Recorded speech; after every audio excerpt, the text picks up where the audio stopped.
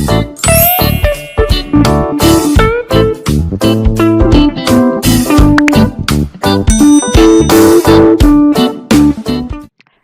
semua. Hai anak didik ibu semua. Ibu yakin kamu masih tetap dalam keadaan sehat dan tetap semangat walaupun mengikuti pembelajaran jarak jauh. Bersama saya, Ibu Silitonga, dalam pembelajaran pendidikan agama Kristen dan budi pekerti. Dalam video pembelajaran kali ini, kita akan membahas materi dari kelas 7, bab 6, yaitu menjaga dan melestarikan alam. Pada anak didik ibu semua, kamu persiapkan Alkitab, buku pegangan dan buku catatan kamu, dan juga alat tulis agar bisa mengikuti pembelajaran melalui video kali ini dengan baik. Tetapi sebelum kita memasuki pembahasan materi, ada baiknya kita berdoa dulu dalam hati kita masing-masing. Berdoa dimulai.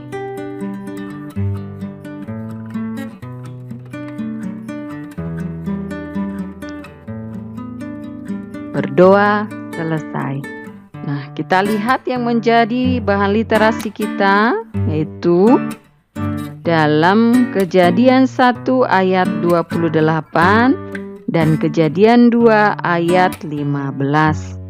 Ini bacaan Alkitab kita ini adalah berisi bagaimana Allah memberi mandat kepada manusia pertama ketika mereka ditempatkan di Taman Eden.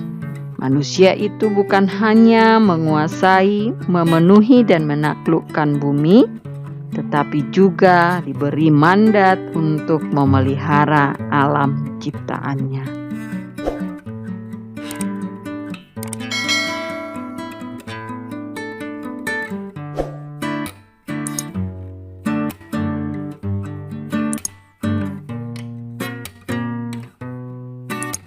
Kita tahu bahwa alam ciptaan Allah ini diciptakan sungguh alangkah baik.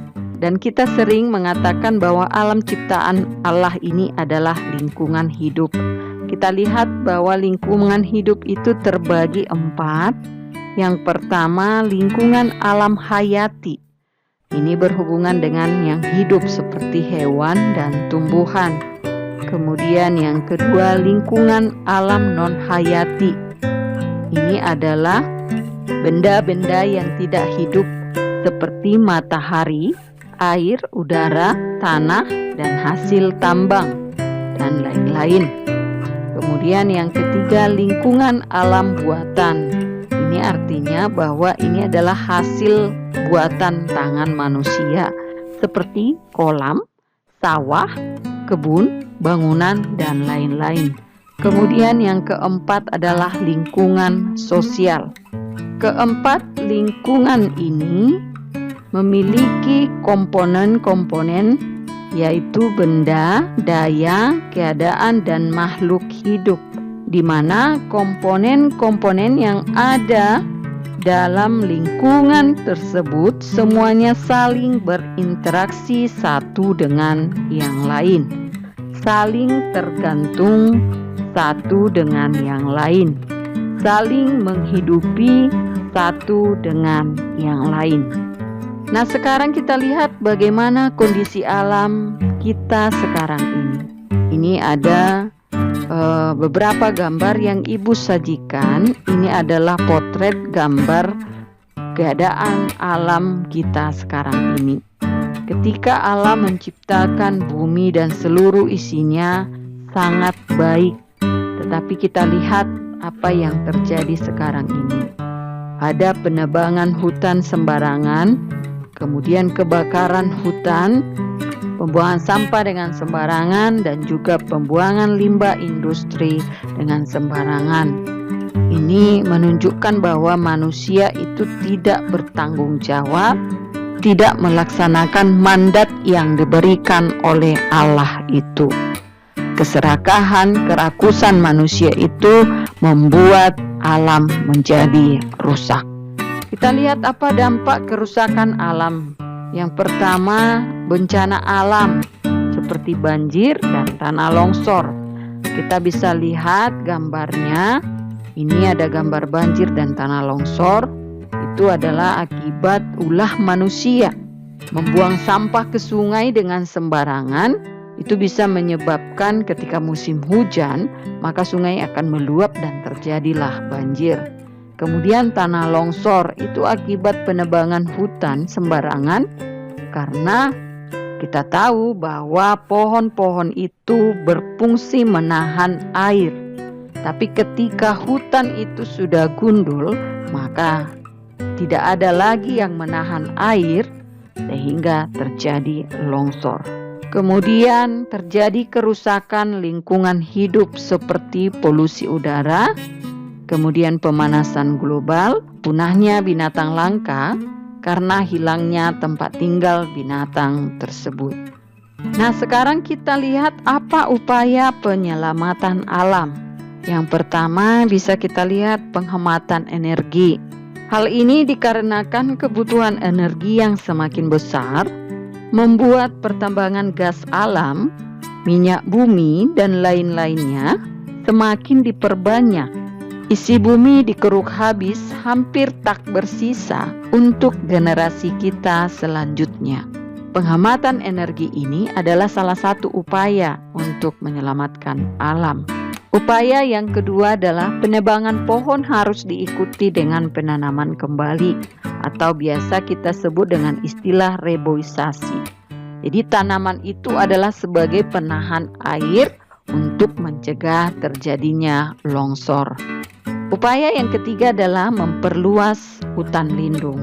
Kita tahu bahwa hutan itu adalah paru-paru dunia dan juga rumah bagi segala macam populasi binatang di dalamnya. Upaya yang keempat adalah mengurangi pemakaian benda-benda yang tidak dapat didaur ulang.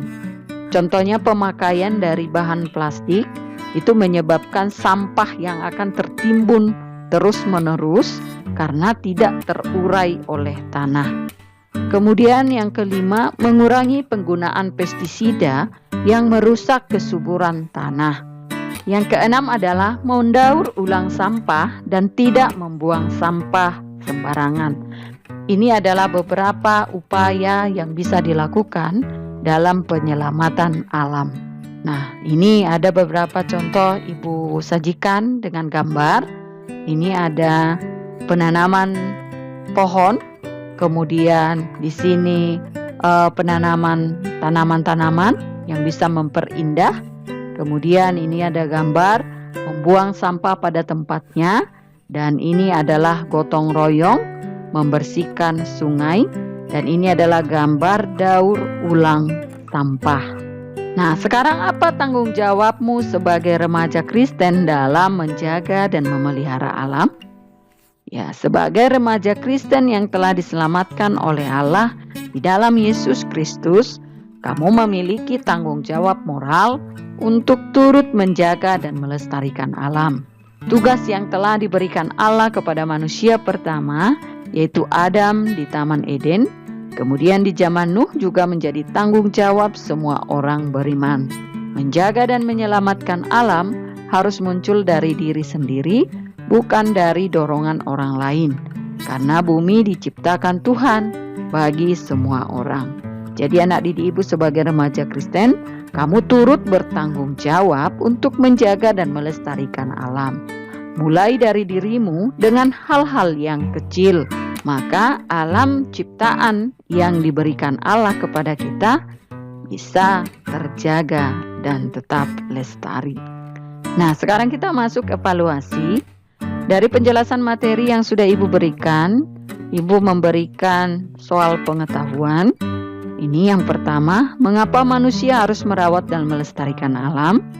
Kemudian yang kedua, sebutkan 4 hal yang harus kita lakukan jika menemui lingkungan kelas yang penuh sampah. Yang ketiga, apa akibat jika kita banyak menggunakan sampah? Yang ketiga, apa akibat jika kita banyak menggunakan sampah plastik dalam rumah tangga? Dan yang keempat, apa usaha yang kamu lakukan di rumah agar kebersihan lingkungan rumahmu terjaga? Kemudian ada soal keterampilan. Ibu minta kamu membuat slogan ajakan kepada masyarakat dengan tema menjaga dan melestarikan lingkungan hidup. Tugas kamu ini Ibu berikan dalam 1 minggu.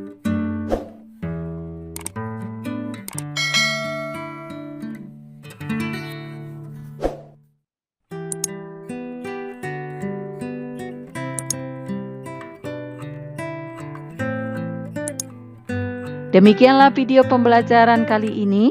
Kita akan bertemu kembali dalam video pembelajaran berikutnya. Tuhan Yesus memberkati dan terima kasih. Shalom.